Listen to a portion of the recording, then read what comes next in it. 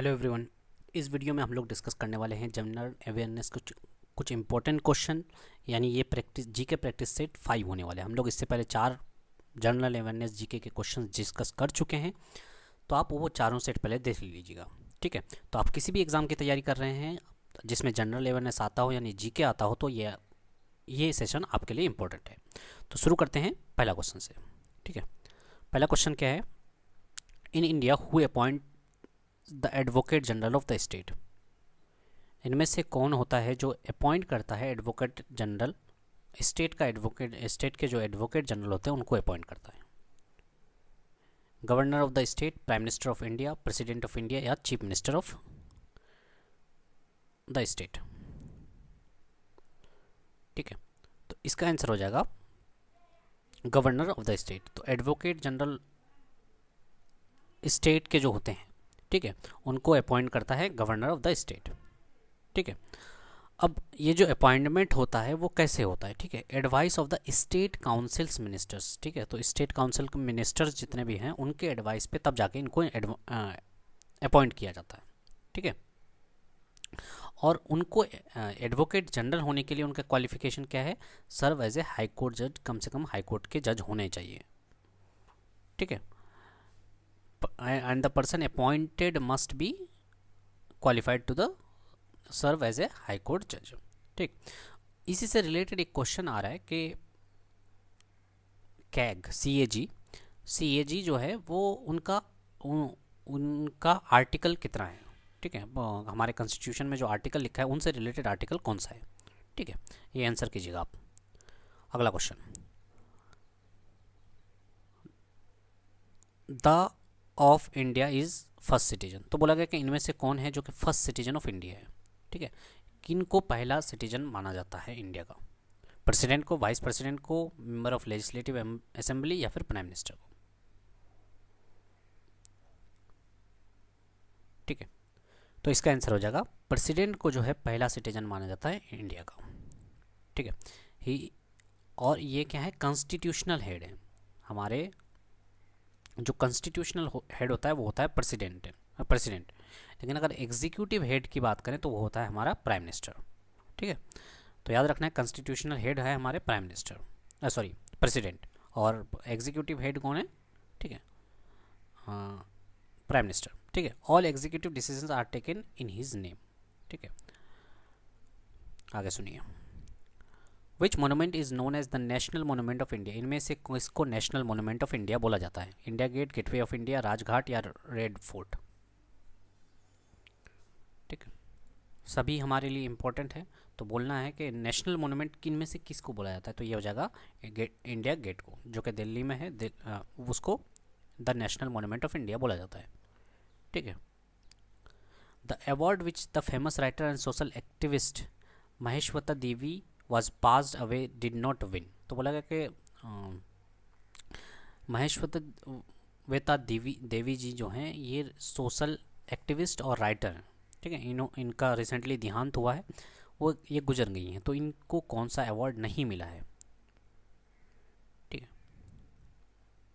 मैंने 3 अवार्ड है जो इनको मिल चुका है, चौथा अवार्ड ऐसा इनमें से इस लिस्ट में चौथा अवार्ड जो है वो नहीं मिला है। कौन सा हो जाएगा? इसका आंसर हो जाएगा भारत रत्न। ठीक है, तो इनको कौन कौन सा अवार्ड मिला है? साहित्य अकादमी अवार्ड मिला है, ज्ञानपीठ अवार्ड मिला है, रेमन मैगसेसे अवार्ड मिला है, पद्म विभूषण भी मिला है, सिर्फ नहीं मिला कौन सा? भारत रत्न। ठीक है, इनमें से बात करते हैं।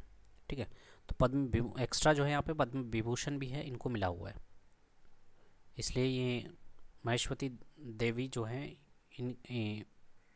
इनकी इंपॉर्टेंस बढ़ जाती है। Which of the following tax is not lived by the central government. तो इनमें से कौन सा टैक्स है जो कि सेंट्रल गवर्नमेंट के द्वारा वसूला नहीं जाता है? Wealth tax, professional tax, excise duty या इनकम टैक्स? क्या हो जाएगा इसका आंसर? तो पहले सुन लिया, वेल्थ टैक्स हुआ और इनकम टैक्स, ये तो सेंट्रल गवर्नमेंट के द्वारा वसूला जाता है, वेल्थ टैक्स और इनकम टैक्स। ठीक है, बात करें प्रोफेशनल टैक्स और एक्साइज टैक्स की, तो ये वसूला जाता है आपके स्टेट गवर्नमेंट के द्वारा। ठीक है, हम लोग एक्साइज ड्यूटी के बारे में डिस्कस भी कर चुके हैं कि लिक्वर दारू उरू पे जो टैक्स बनता है उसकी बात कर रहे हैं, ठीक है। तो इसको हम लोग डिस्कस कर चुके हैं एक्साइज ड्यूटी। तो प्रोफेशनल टैक्स जो होता है, ये आप किस प्रोफेशन में है उसके लिए जो टैक्स लगता है वो भी स्टेट गवर्नमेंट को ही देना पड़ता है। A galvanometer can be converted into a voltmeter by connecting with it. तो क्या बोला है, एक गैल्वेनोमीटर है, उसको अगर आपको वोल्ट मीटर में बदलना है तो आपको क्या करना पड़ेगा, high resistance in parallel, low resistance on parallel, high resistance on series या फिर लो रेजिस्टेंस इन सीरीज, ठीक है। ये क्वेश्चन बहुत ज़्यादा पूछा जाता है कि गैल्वेनोमीटर में को वोल्ट मीटर में बदलना है, बताइए क्या कीजिएगा आप। तो हम लोग को क्या करना पड़ेगा, हाई रेजिस्टेंस ऑन सीरीज लगा देना पड़ेगा। मतलब ये गैल्वेनोमीटर था, गैल्वेनोमीटर को वोल्ट मीटर बदलने के लिए हमको रेजिस्टेंस सीरीज में लगाना पड़ेगा, वो भी हाई रेजिस्टेंस, ठीक है। तो वो वोल्ट मीटर बन जाएगा। अच्छा, एक क्वेश्चन यहाँ पे आ रहा था कि बताइए कि गैल्वेनोमीटर का काम क्या है। तो काम है उसको, गैल्वेनोमीटर का काम होता है कि डिटेक्ट करना कि करंट किसी वायर में या कहीं पे भी करंट है या नहीं है, ठीक है। और उसका डायरेक्शन क्या है, डायरेक्शन भी बतलाता है। और कितना बहुत कम मैग्नीट्यूड अगर होता है करंट का तब भी हम लोग गैल्वेनोमीटर ही यूज़ करते हैं।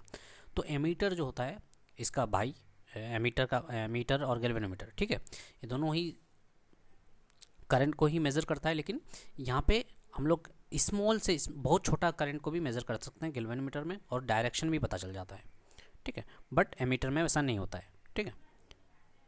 अगला सुनिएगा। अब एक और क्वेश्चन पूछा जाता है, यहाँ पे था गैल्वेनोमीटर को वोल्ट मीटर में बदलना। एक और क्वेश्चन पूछा जाता है गैल्वेनोमीटर को एमीटर में बदलने के लिए क्या करेंगे। तो याद रखिएगा, एमीटर में बदलने के लिए हम लोग लो रेजिस्टेंस लेंगे, लेकिन किसमें, पैरेलल में, ठीक है। ये वाला भी पूछा हुआ क्वेश्चन है कि गैल्वेनोमीटर को एमीटर में बदलने के लिए हम लोग क्या लेंगे, लो रेजिस्टेंस, जिसको सर्ट रेजिस्टेंस बोलते हैं, ठीक है। पैरेलल में अगर लेते हैं तो उसको सर्ट रेजिस्टेंस बोलते हैं, तो वो लेना पड़ेगा, ठीक है। तब जाके वो किस में बदलेगा।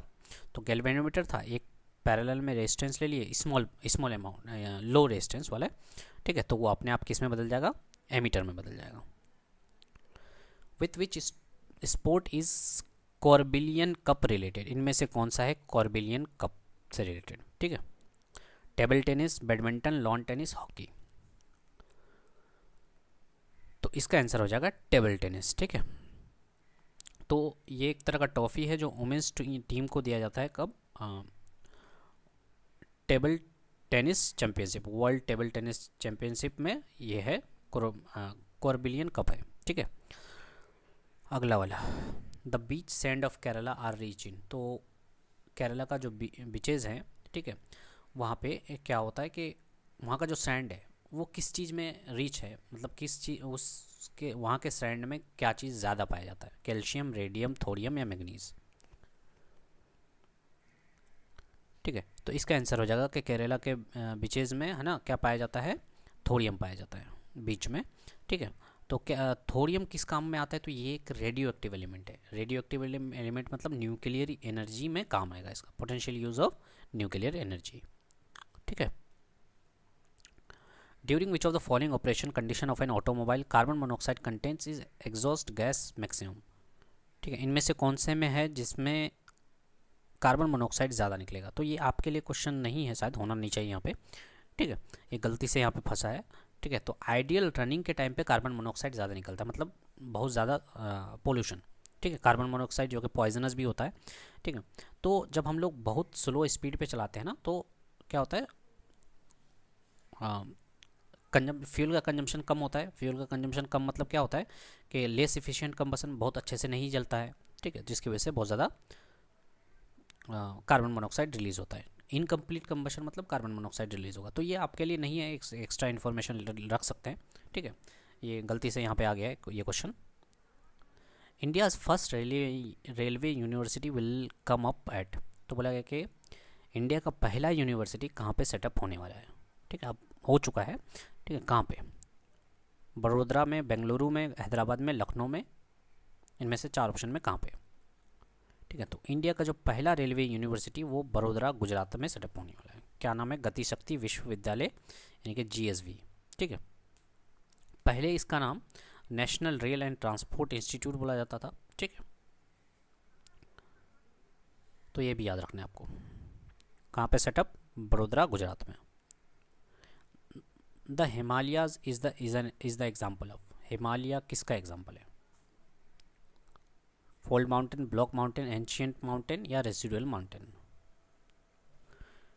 तो इसका आंसर हो जाएगा हिमालय जो है ये फोल्ड माउंटेन है, ठीक है। The largest irrigation canal in India, India में सबसे बड़ा इरिगेशन कैनल कौन सा है? ठीक है, Yamuna canal, Indira Gandhi canal, Sirhind canal, upper Bari Doab canal. तो लार्जेस्ट इरिगेशन कैनल जो है वो इंदिरा गांधी कैनल है, ठीक है। कहाँ पे ये है? ये है, इसको पहले राजस्थान कैनल भी बोला जाता है, क्योंकि राजस्थान कैनल भी बोला जाता था क्योंकि वो राजस्थान में था, ठीक है। राजस्थान वाला पार्ट ये देख सकते हैं यहाँ से। तो एक्चुअली ये जो इरिगेशन कैनल है, ठीक है, ये कौन से रिवर पे बना हुआ है? तो ये एक्चुअली ब्यास और सतलज से पानी ड्रॉ करता है। देखिए यहाँ पे देख सकते हैं, ये जो कैनल है यहाँ से लेकर के यहाँ तक, ठीक है, ये पूरा ही इंदिरा गांधी कैनल है, ठीक है। तो ब्यास और सतलज से पानी लेता है, और ठीक है, कौन सा बैराज है जहाँ पे उसको अलग किया जाता है, यानी कि पानी कैनल पे रिवर से पानी कैनल में आता है, तो ये हो जाएगा हैरी के बैराज जो कि है पंजाब में, ठीक है। देखिए यहाँ पे हैरी के बैराज है, वहीं से क्या होता है पानी का उस कैनल में डाला जाता है पानी को, इंदिरा गांधी कैनल में, और ये इधर आ जाता है राजस्थान की तरफ, क्योंकि राजस्थान में सूखा पड़ता था जिसकी वजह से, ठीक है, इरिगेशन के लिए काफ़ी ज़्यादा हेल्पफुल रहा। तो ये पहले नाम बोला जाता था राजस्थान कैनल, बाद में इंदिरा गांधी कैनल हो गया था, ठीक है। Even after sunset the air near the earth surface continues to receive heat due to. तो बोला गया कि सनसेट होने के बाद भी हम लोग का जो अर्थ है, अर्थ का सरफेस है, वो कंटिन्यूसली हीट रिसीव करते रहता है। क्यों ऐसा? इंसुलेशन की वजह से, टेरेस्ट्रियल रेडिएशन की वजह से, कंडक्शन की वजह से, या कन्वेक्शन की वजह से, ठीक है। सनसेट होने के बाद भी देखिएगा गर्मी हम लोग को फील होता है, ठीक है, ज़्यादा। तो ऐसा क्यों होता है? क्योंकि देखिए हम लोग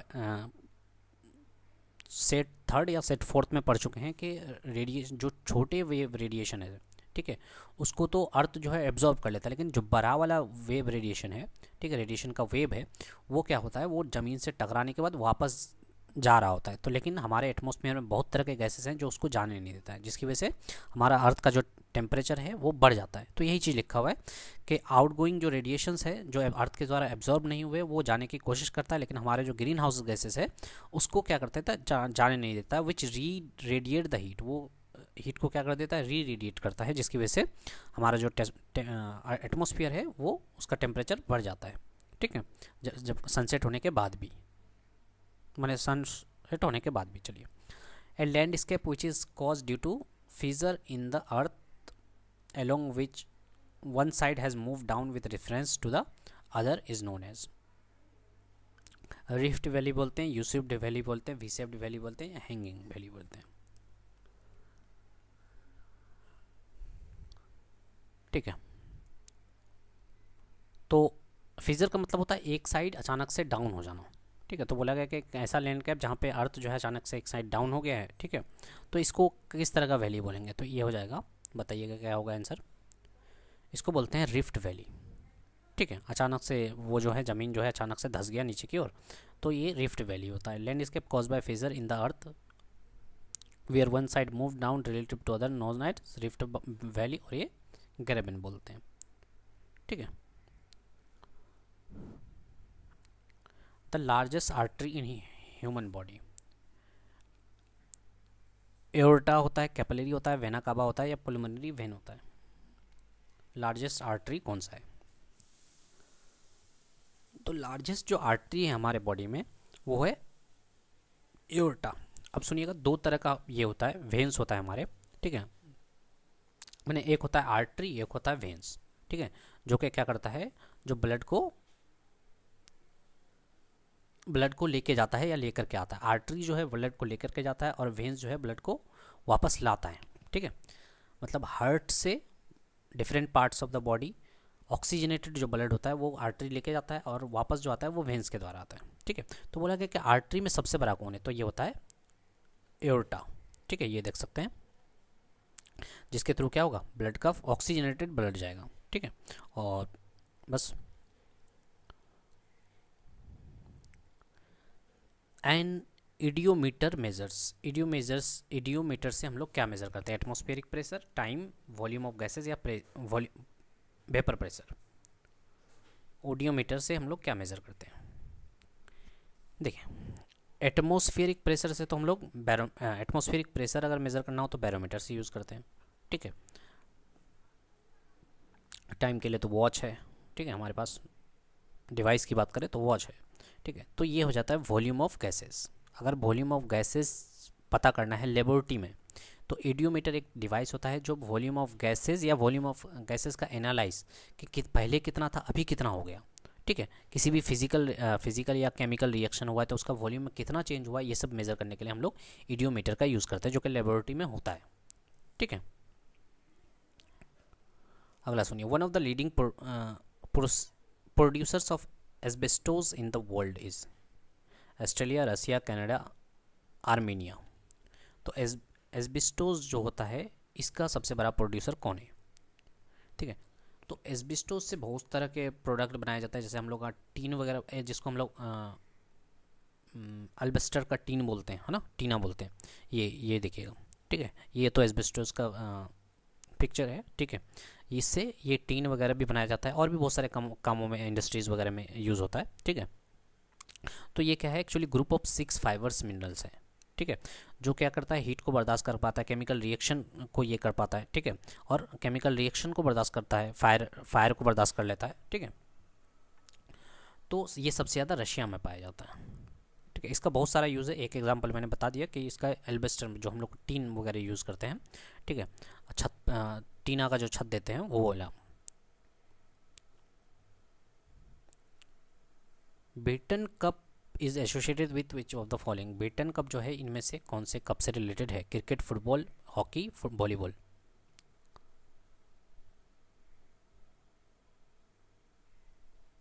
ठीक है, तो इसका आंसर हो जाएगा हॉकी, ठीक है।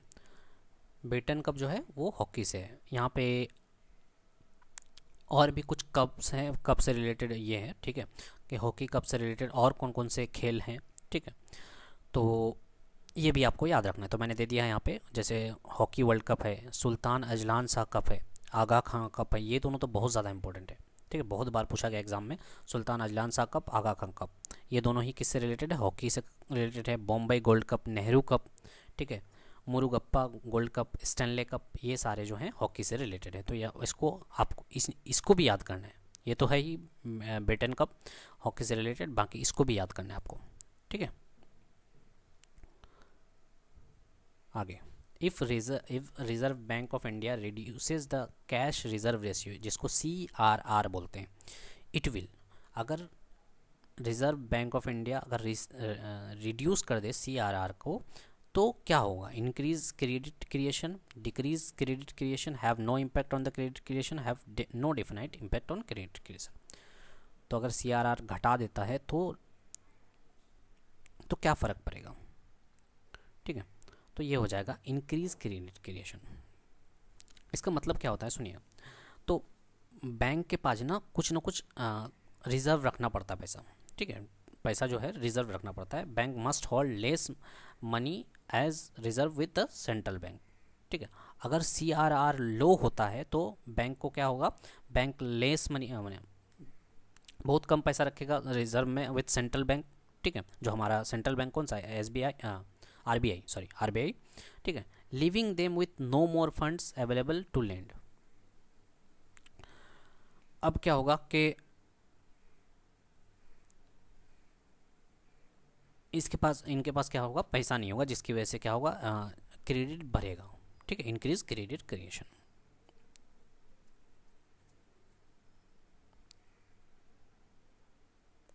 Which of the following is referred to as a permanent house since it can not be permanently dissolve. तो बोला गया कि इनमें से कौन सा हाउस है जिसको परमानेंटली डिजॉल्व नहीं किया जाता, इसलिए इसको परमानेंट हाउस बोला जाता है। इलेक्शन कमीशन, लोकसभा, राज्यसभा या स्टेट लेजिस्लेटिव असेंबली, ठीक है। तो इनमें से जो भी है कौन सा परमानेंट होगा, तो इसका आंसर हो जाएगा राज्यसभा। ऐसा क्यों होता है? लोकसभा की पहले बात कर लेते हैं। लोकसभा में क्या होता है कि लोकसभा जो है 5 साल बाद पूरा खत्म हो जाता है ना।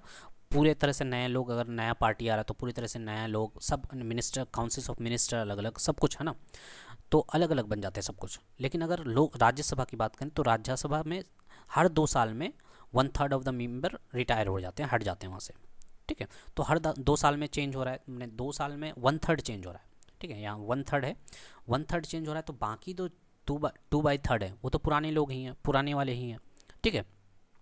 तो क्या होता है कि हर साल 1/3 नए लोग घुसते हैं, तो 2/3 तो पुरानी हुआ, तो ये पूरी तरह से क्या हुआ, डिज़ोल्व नहीं होता है पूरी तरह से, ये चलते रहता है इस तरह से। तो इसलिए इसको क्या बोलते हैं, परमानेंट हाउस बोलते हैं। लेकिन लोकसभा में ऐसा नहीं होता है, लोकसभा में पूरी तरह से नए लोग आते हैं। अगर in which year did the quit India movement begins, तो बोला गया कि यहाँ पे क्विट इंडिया मूवमेंट कब शुरू हुआ था। लेकिन अगर आप बंगाल के किसी एग्जाम में दे रहे हैं तो उसका डेट पूछ लिया जाता है भाई साहब, खतरनाक वाला, ठीक है। चारों ऑप्शन दे देगा सेम सेम, और सिर्फ डेट में हेरा फेरी कर देगा, ईयर सेम सेम रहेगा, डेट में हेरा फेरी, ठीक है।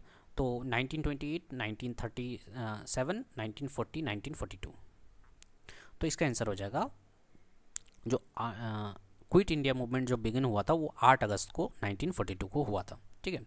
और लोगों ने क्या ये दिया था कि क्विट इंडिया या फिर भारत छोड़ो आंदोलन, है ना। और गांधी जी ने क्या स्लोगन दिया था, डू और डाई। इंडियन नेशनल कांग्रेस के द्वारा ये लॉन्च किया गया था, ठीक है। Resources efficiency programmes fall under which of the following organisation, तो बोला गया कि रिसोर्स एफिशिएंसी प्रोग्राम जो है वो किसके द्वारा, किस ऑर्गेनाइजेशन के द्वारा आता है, UNEP, WTO, वर्ल्ड बैंक या UNFCCC, ठीक है। वैसे तो रिसोर्स एफिशिएंसी प्रोग्राम हर एक ऑर्गेनाइजेशन, इनमें से हर एक ऑर्गेनाइजेशन के द्वारा कराया जाता है, लेकिन वो जो इसकी बात करते हैं, ठीक है, वो UNEP के अंदर में आता है, ठीक है। देखिए यहाँ पे लिखा हुआ है मेजर इंटरनेशनल बॉडी ऑफ यहाँ पे बोला गया कि लगभग रिसोर्स एफिशिएंसी प्रोग्राम हर एक के द्वारा चलाया जाता है, वैरायटी ऑफ ऑर्गेनाइजेशंस के द्वारा चलाया जाता है, लेकिन मेजर इंटरनेशनल बॉडी की बात करें तो वो UNEP के पास है, ठीक है। When did the constitution of who, WHO यानी वर्ल्ड हेल्थ ऑर्गेनाइजेशन जो है वो कब फोर्स में आया, उसी दिन को हम लोग वर्ल्ड हेल्थ डे मनाते हैं हर साल, ठीक है। तो बताइए, मतलब सिंपल सा है कि WHO जो है कब फोर्स में आया, वर्ल्ड हेल्थ ऑर्गेनाइजेशन कब आया, ठीक है, उसका डेट जानना चाहते हैं, क्योंकि उसको हम लोग वर्ल्ड हेल्थ डे के तौर पे मनाते हैं। तो वेस्ट बंगाल में इस तरह के क्वेश्चन ज़्यादा आते हैं, ठीक है। यहाँ पे तो खैर अप्रैल सब अप्रैल ही दिया हुआ है, लेकिन वेस्ट बंगाल में क्या करता है, सिर्फ मंथ चेंज कर देगा और डेट चेंज कर देगा, हल्का ईयर सेम रख देता है, ठीक है। तो इस तरह का क्वेश्चन बहुत आते हैं वेस्ट बंगाल में। तो बट आप चाहे वो रेलवे की तैयारी कर रहे हैं या किसी भी एग्ज़ाम की तैयारी कर रहे हैं, क्वेश्चन तो इंपॉर्टेंट है भाई साहब, ठीक है। तो इसका आंसर हो जाएगा 7 अप्रैल 1948, ठीक है। तो WHO का जो फॉर्मेशन मतलब कैम इनटू फोर्स मैंने काम करना चालू हो गया था WHO का, तो ये 7 अप्रैल 1948 को हुआ था, और इसी दिन को हम लोग 7 अप्रैल को वर्ल्ड हेल्थ डे मनाते हैं। Who is the highest law officer of the state, अब आया क्वेश्चन का, ठीक है। ये बोला गया कि हाईएस्ट लॉ ऑफिसर, स्टेट का सबसे बड़ा लॉ ऑफिसर कौन है, ठीक है। Chief justice of high court, advocate general, home minister of the state, general secretary of law department. तो इसका आंसर हो जाएगा, हाईएस्ट लॉ ऑफिसर जो स्टेट का होता है वो होता है एडवोकेट जनरल। और एडवोकेट जनरल का ये जो पोजीशन है, ये पोजीशन कितने आर्टिकल में लिखा हुआ है कि ये हाईएस्ट लॉ ऑफिसर होगा स्टेट का है, तो ये कौन से आर्टिकल में लिखा हुआ है, तो ये आर्टिकल 165 में लिखा हुआ है, ठीक है। आगे सुनिएगा, अब आपको ये बताना है, कैग सुने होंगे, ठीक है, CAG, जिसका आर्टिकल 68 है, मैंने इससे आगे आपसे पूछा था, आर्टिकल 68 में CAG से रिलेटेड है, ठीक है, जो कि क्या होता है, highest law officer of state of मैंने of India, highest law officer of India, अगर वो पूछता तो वो हो जाता CAG, है ना, कैग जिसको बोलते हैं, ठीक है, सॉरी, और attorney general of India, sorry attorney general of India जो है वो highest law officer of India हो जाएंगे, ठीक है। Attorney general of India. ठीक, और उनसे रिलेटेड आर्टिकल कौन सा है, 68 है। तो हाईएस्ट लॉ ऑफिसर की बात करें तो यहाँ पे एडवोकेट जनरल हो जाएगा स्टेट का। अब इसको मिलाना है, न्यूट्रिएंट्स दिया हुआ है, एग्जाम्पल दिया हुआ है, प्रोटीन किस में पाया जाता है, ठीक है, या प्रोटीन में क्या पाया जाता है, इस तरह का है। कार्बोहाइड्रेट में क्या पाया जाता है, फैट्स में, या एंड प्रोडक्ट क्या होगा, मिनरल्स क्या क्या होता है। तो सबसे पहले हम लोग डी से पकड़ते हैं। देखिए मिनरल्स में कैल्शियम फॉस्फोरस आता है, तो डी में देखते हैं, डी का 4 किधर गया, डी का 1, डी का 1, डी का 1, ये दोनों में डी का 1 फंस रहा है। ठीक है, उसके बाद बात करें हम लोग प्रोटीन। तो प्रोटीन जो है ना, हमारे प्रोटीन जो है मायोसिन, मायोसिन जो है हमारे मसल्स में बनता है। ठीक है, मायोसिन से एक तरह का प्रोटीन है जो हमारे मसल्स में बनता है। तो ए का 4, ए का 4 यहाँ पे, ठीक है, ए का 4 बन गया, डी का 1 बन गया। तो यही वाला ऑप्शन हो जाएगा। बाकी सब देख लेते हैं। जो कार्बोहाइड्रेट का जो सिंपल फॉर्म है वो क्या है, ग्लूकोज है। ठीक है, तो ये बी का 3 हो गया, बी का 3, बी का 3, ये वाला। ठीक है, उसके बाद बात करें फैट का, तो फैट से क्या होता है, कोलेस्ट्रॉल बनता है। ठीक है, जो कि हमारे ब्लड स्ट्रीम में फॉलो करता है, फाउंड इन ब्लड स्ट्रीम। ठीक है, तो फैट से सुने भी होगा कि लोगों का कोलेस्ट्रॉल बढ़ जाता है। इसका मतलब क्या है, जो फैट्स है वो ही है, तो है एक्चुअली। ठीक है, फैट ही तो कोलेस्ट्रॉल है जो कि ब्लड स्ट्रीम में पाया जाता है। तो इसका आंसर हो जाएगा डी नंबर, मैंने 4 number. In which amendment act was increase profession tax. तो अभी हम लोगों ने डिस्कस किया कि प्रोफेशन टैक्स जो है स्टेट के द्वारा वसूला जाता है। ठीक है, तो ये पहले प्रोफेशन टैक्स जो था वो कम था, उसको बढ़ा करके ज़्यादा कराया गया था। वो कौन से अमेंडमेंट के तहत बढ़ाया गया था। ठीक है, अमेंडमेंट तो पूछा ही है, उसके बाद आपको साल भी पता होना चाहिए कौन से साल में। ठीक है, 50, 73, 40 या 60। तो इसका आंसर हो जाएगा 60। तो पहले जो ये प्रोफेशनल टैक्स था वो 250 था, उसके बाद क्या किया, 2500 कर दिया गया था। ठीक है, तो क्योंकि काफ़ी ज़्यादा बढ़ा था इसलिए कि ज़्यादा इंपॉर्टेंट हो जाता है। कब का एक्ट लाया गया था, 1988 का जो अमेंडमेंट हुआ था, 60th अमेंडमेंट। ठीक है, और कौन से आर्टिकल को अमेंडमेंट किया था, 276। ठीक है, ताकि उससे क्या होगा, प्रोफेशनल टैक्स स्टेट लेता है, तो उससे क्या होगा कि ताकि स्टेट का जो रेवेन्यू है वो बढ़ सके। ठीक है, which of the following missile will be developed under integrated guided missile development plan. Barak, Akash, Trishul, Astra, इनमें से कौन सा है जो कि integrated guided missile develop plan के द्वारा आता है। ठीक है, डेवलप किया गया था। तो सुनिएगा, आप पहले खुद से आंसर कर लीजिए क्या होगा आंसर। ठीक है, एक्सप्लेन करता हूँ मैं। तो इंटीग्रेटेड IGMDP जो है, ठीक है, ये जो है IGMDP, ये स्टार्ट कराया गया था या लॉन्च कराया गया था किन के द्वारा, APJ अब्दुल कलाम जी के द्वारा। ठीक है, अब उनके द्वारा लॉन्च किया गया तो भाई साहब तगड़ा तो होगा भाई साहब। ठीक है, तो उनके द्वारा 5 मिसाइल जो है वो ये किया गया था। ठीक है, डेवलप किया गया था। कौन कौन सा था, आकाश था, आकाश और त्रिशूल तो था ही। ठीक है, और 2 और 3 और ये थे, ये नहीं था, ये बराक और अस्त्रा नहीं था। तो इसका आंसर 2 और 3 तो होगा, ये जान लीजिए, आंसर 2 होगा। ठीक है, और कौन कौन सा था, देखिए किधर गया ये, तो पृथ्वी था, अग्नि था, त्रिशूल था, नाग था, आकाश। ठीक है, याद रखने के लिए इसको कैसे याद रखेंगे कि IGMDP के द्वारा, ठीक है, IGMDP जब मिसाइल डेवलप किया गया था उनमें कौन कौन से मिसाइल थे, तो 5 तो था। क्या नाम था, पृथ्वी, अग्नि, त्रिशूल, नाग और आकाश। कैसे याद रखेंगे, पटना याद रखेंगे, PATNA। ठीक है, पृथ्वी, अग्नि, त्रिशूल, नाग और आकाश। तो ये 5 जो है मिसाइल जो है डेवलप किए गए थे APJ अब्दुल कलाम के द्वारा। ठीक है, अब बात करते हैं बराक का है जो है, ये इंडो इजराइली मिसाइल है। उसके बाद अस्त्रा जो है इंडियन मिसाइल है और एयर टू एयर मिसाइल है।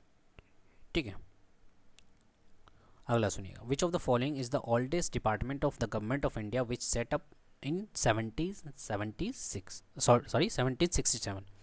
इनमें से कौन सा ऐसा ओल्डेस्ट डिपार्टमेंट है जो कि सेटअप किया गया था 1767 में। इंडियन रेलवे है, ऑर्डिनेंस फैक्ट्री बोर्ड है, सर्वे ऑफ इंडिया है, या नन ऑफ दिस है। ठीक है, तो इंडियन रेलवे जो है हमारा बोर्ड है वो तो बहुत बाद में आया। ठीक है, 1853 में तो इंडिया में शुरुआत ही हुआ था। ठीक है, तो उसके बाद बात करें तो ये सबसे पुराना जो ओल्डेस्ट डिपार्टमेंट जो है हमारा वो है 1767 में, वो अंग्रेज़ों के द्वारा ही ये किया गया था। ठीक है, तो वो है सर्वे ऑफ इंडिया, सेटअप किया गया था सर्वे ऑफ इंडिया। कब? 1767 में। हेडक्वार्टर जो है ये सर्वे ऑफ इंडिया का हेडक्वार्टर कहाँ पे है? उत्तराखंड यानी देहरादून में। ठीक है, देहरादून उत्तराखंड में है, तो याद रखना है क्योंकि पूछ लिया जाता है headquarter of Survey of India. ठीक है, तो क्या हो जाएगा? Dehradun. Which of the following is known as suicidal bag of cell? इनमें से किसको सुसाइडल बैग कहा जाता है? माइटोकॉन्ड्रिया, गोल्जी बॉडीज, लाइजोसोम्स या राइबोसोम्स? क्या होगा इसका आंसर?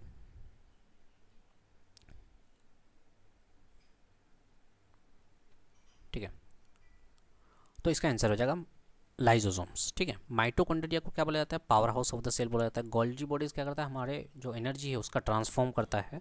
ठीक है, लाइजोसोम्स को सुसाइडल बैग इसलिए बोला जाता है क्योंकि जितना भी वेस्ट मटेरियल होता है सेल का, ठीक है, वो लाइजोसोम क्या करता है, या फिर फॉरेन पार्टिकल्स होता है या डैमेज सेल ऑर्गेनल्स जो भी जितने भी होते हैं, तो लाइजोसोम क्या करता है? अपने आप को क्या कर देता है? उसी सेल को क्या करता है? अपने आप को फटा देता है। फटने की वजह से क्या होता है? वो जो गंदा वाला सेल था वो ख़त्म हो जाता है। ठीक है, या फॉरेन पार्टिकल था या वेस्ट मटेरियल था जो, या फिर डैमेज था, वो क्या हो जाता है? ख़त्म हो जाता है। इसी वजह से क्या होता है? लाइजोसोम जो मतलब ऐसे समझ लीजिए कि वो अपने आप को ही फटा दे रहा है, फोड़ दे रहा है, या बम फोड़ दे रहा है अपने आप में। तो इसलिए सुसाइडल बैग ऑफ सेल बोला जाता है इसको, लाइजोसोम्स को, ताकि वो फोड़ने की वजह से क्या होता है? जितना भी वेस्ट मटेरियल होता है या फिर फॉरेन पार्टिकल्स होता है या डैमेज सेल ऑर्गेनल्स जो होता है वो ख़त्म हो जाता है। The ease of doing business index is prepared by, तो बहुत बार रैंकिंग पूछा जाता है ईज ऑफ डूइंग बिजनेस में इंडिया का कितना रैंक है। ठीक है, तो ये एक्चुअली प्रिपेयर्ड और पब्लिश किसके द्वारा किया जाता है? यूनाइटेड नेशन, नीति आयोग, या नेशनल डेवलपमेंट काउंसिल, या वर्ल्ड बैंक ग्रुप? किसके द्वारा ये प्रिपेयर्ड किया जाता है? तो इसका आंसर हो जाएगा वर्ल्ड बैंक ग्रुप। ठीक है, वर्ल्ड बैंक के द्वारा ease of doing business prepared and publish किया जाता है। तो याद रखने का क्या हो सकता है ऑप्शन कि चलिए वर्ल्ड बैंक से उधार लेकर के हम लोग बिजनेस करेंगे। ठीक है, वर्ल्ड बैंक से उधार लेकर बिजनेस करेंगे, इसलिए ये क्या ease of doing business index दिखाएगा।